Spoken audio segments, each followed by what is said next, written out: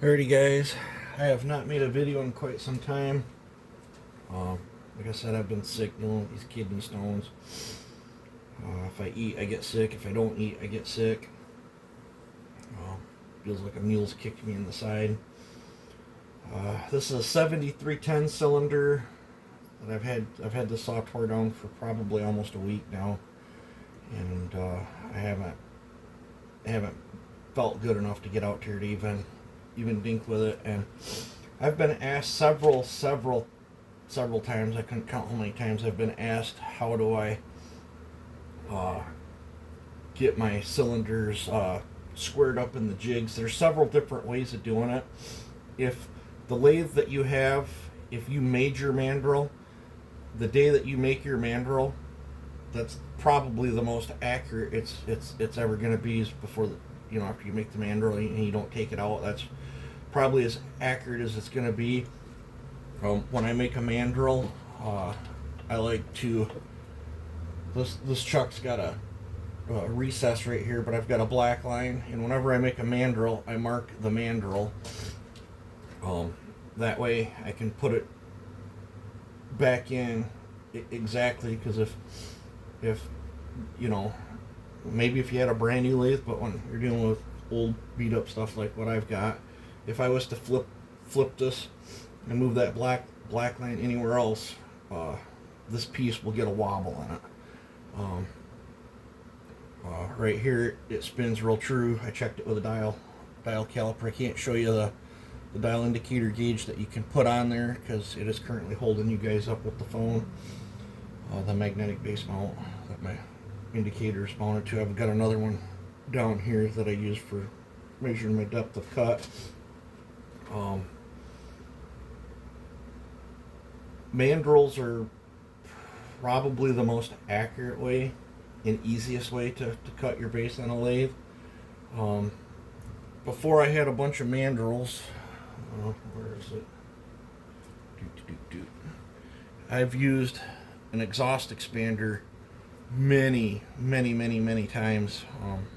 I've cut a lot of bases with this, and these are quite a bit more of a pain in the butt to true up. It's a lot of stacking shims on the certain sides, or putting pieces of tape on an arm and snugging the cylinder down. These work great if, say, I'm putting a cylinder on something that don't belong and I gotta cut fins and stuff down, because these you can twist right up and expand out and hold the cylinder nice and tight, and then you can do the outer work on it. But if by chance you got one that no matter what, you can't get it straight, and it wants to cut crooked, that's not a deal breaker either, as long as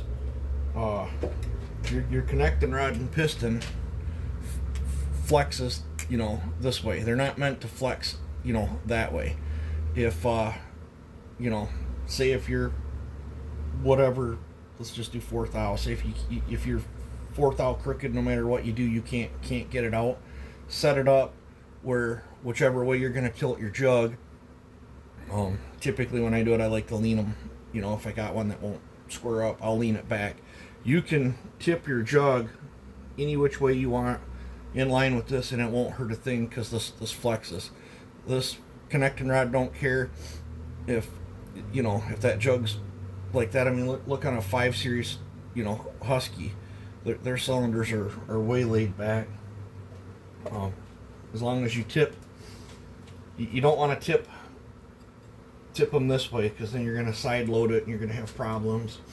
It's going to make hot spots. It's going to take out the connecting rod, the wrist pin. It could push the cylinder harder to one side of the cylinder, and when it just creates problems. But you can tip with the piston. It's not the end of the world. But I've got, I don't know where that's at, I ain't seen it in quite a while, but I've got another jig made up with 2 roller bearings on it, that you can have these moderately, like finger tight or whatever, and you can go up and push on your thing to true it up if it's not marked. But if I'm using a mandrel, I'll have more problems using a mandrel that was made on another lathe than Currently, all my mandrels that I have now were all made on this lathe, and they're pretty much all marked in one way or another. It just cuts down on setup time, but some of my mandrels are dual purposed, and so they're double marked, because if I'm running one side or the other, just depends. But another thing I like to do is I'll bring the tool up as close where you can't even slide a piece of paper through, and but you can put a light on it, and you can see daylight just under the cutter, and then I can make sure that I'm not seeing any waverances in it. This one I know is true because I checked it with the dial caliper, but and then you can also use a rubber mallet to smack your mandrel around too. But I'm gonna fire this up. I'm gonna bring the tool in. I just barely, the second I see the color of the aluminum change, that's my zero. So I'm going to bring this in and set my zero. So now I know I'm zero. And on the 7310s you can't quite get dead centered. This is a rotator cup off a small black Chevy exhaust valve. It works really good. You can use a piece of wood, or some people use a piece of aluminum or whatever. I find that these rotator cups work really good for what I'm trying to do. And then, that's all. It's all squared up.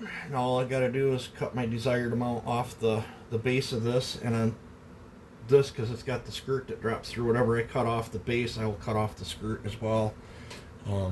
If it's a flat cylinder like this, there's no need, you don't have to worry about the secondary cut.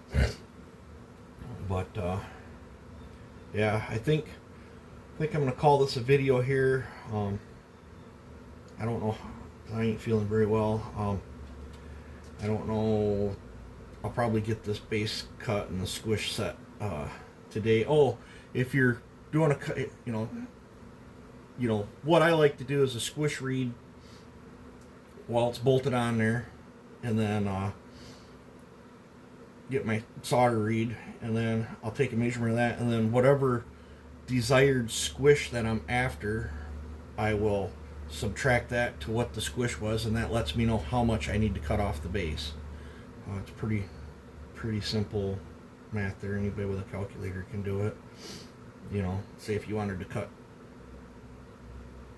let's say you had 60,000 squish, and you wanted 20,000 squish. You subtract 20 from the 60, which would be 40, so you got to cut 40 off the base. If when I cut in chambers on one, I will go ahead and cut the chamber, and then I'll get a squish read. If the squish is too big and I can't read it, sometimes I'll take 10 or 20 thou off a base and then bolt it back on, where I can actually start to get a squish read and then go from there. Sometimes I'll double up the solder, but if you twist solder together, sometimes that when you squish it, it moves and can give you a false read. So, but and if you're taking your piece on and off, just take a Sharpie or something and mark the cylinder and your mandrel, so you can put your cylinder back on every time you're going to take a cut. After you've cut quite a few of them, you kind of just get a feel for it, and typically I can hit my mark pretty consistently. unless I bump something, like if I knock my, off this, and then I'll lose track. And if you're pretty green at it, I don't know where my calipers are. Another thing I like to do too is I'll pick a tab, and I'll get a measurement off that, and then I'll put a little X on that tab, because every tab will be a different thickness. They're not all exactly the same, but whatever tab I measure, you can also use your gauge, and then you can also put your calipers on there, and you can keep track of how much you're cutting off. You don't necessarily have to have the magnetic mount gauge on the lathe. That helps, but for years I didn't have one of them, and I was just using calipers to measure the thickness of the tab. I'm trying to think what else. It's pretty simple. There's really not much. There's really not much to cutting a base, and as long as you're marking your mandrels, it goes pretty easy. When you're changing a bunch, you always want to make sure you wipe your contact points down on your teeth, because if you get some grit in between there, steel mandrels, if you're going to be doing a lot of them, steel mandrels are way better to go than the aluminum ones. After you clamp quite a few times on them aluminum ones, they start getting marred up, and it changes your tolerances, and then you're fighting a never-ending battle there. I have some aluminum mandrels. Like right here's a double-sided. I used to use him a lot. If you got a real tiny lathe or whatever, and you're not doing tons and tons of porting, the aluminum's easier to cut and make. But I get asked all the time what I made the mandrels out of. Most of my mandrels are either some sort of hardened pin that was like out of a piece of equipment, like a bulldozer track, and how I softened them up to cut them, I just threw them in the wood stove and let them sit in the coals overnight, and then let the wood stove go out, and you dig them out, and then they cut like butter. You don't have to have a hardened, I took the temper out of it basically. You don't have to have a hardened piece of steel to cut this aluminum stuff. But most of my core stock that I have now is the rams out of big hydraulic cylinders. They work perfect. When you're making them, it's a little bit like this was a hydraulic cylinder ram. You got to get that chrome plating off, but as long as it's big enough, you can get in there. And once you get past a little ways, they cut pretty easy. I didn't have to take the temper out of them. This was a ram. I think this one was. When I make them out of a ram, the section I want to be clamped up in here, I'll make that first, get all the chrome and stuff off it, and I'll true it up on the backside, and then I'll flip it around, and then I do all the machine work there, and then after that it's marked. So if you're making your own mandrels, and this is just how I do it. There's probably a lot of other different ways to do it, but it's really not rocket science. It's pretty easy going stuff. This is the nicest lathe I have. My white one over there, the bigger lathe, that's got a 4-jawed chuck in it, and I use that one for cutting chambers for the most part, or if I got to get something bigger in it, or if I'm trying to like machine a square block or something. But I really don't use that white one much. I use Dino Joe's chamber cutter more than anything. Unless I'm doing something exotic. But yeah, so I think I'm gonna shut this down here. But sorry I ain't been making any videos. I don't know how much I'm gonna film of this. Like I said, it's been tore down for about a week. I'm gonna get the base cut today. Maybe the exhaust port knocked out. Maybe get the transfers laid out. And I don't know. Just depends.